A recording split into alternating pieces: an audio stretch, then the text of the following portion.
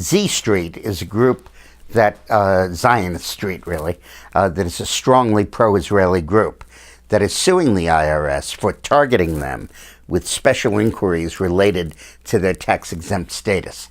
Particularly, they have evidence that the IRS asked them, do you support the land of Israel? And also, are you engaged in supporting settlement activities contrary to administration policy? These questions are being asked by the IRS. The Z Street and the Jewish-Israeli scandal is the early version of the IRS scandal that we're used to with Lois Lerner targeting Tea Party groups.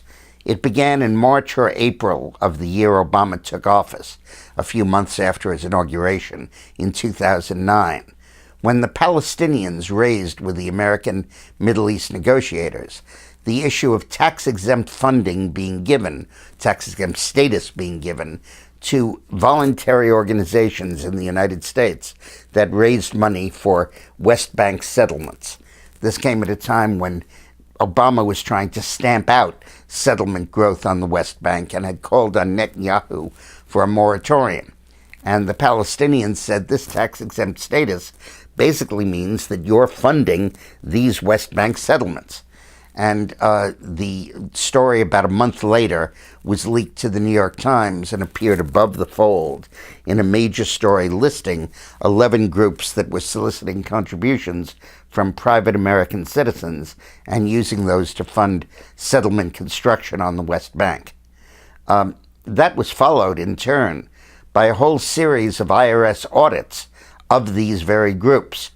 And the emails recently revealed as a result of the Z Street lawsuit suggest that there was deliberate targeting involved.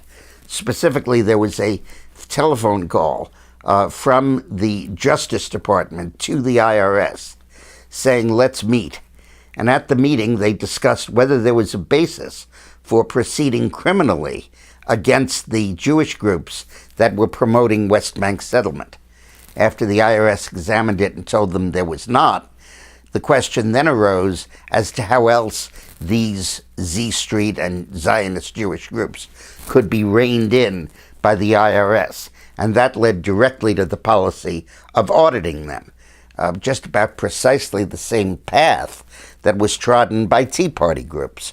When they sought tax-exempt status, the Supreme Court ruled for them in Citizens United, and then they were targeted for audits by the IRS.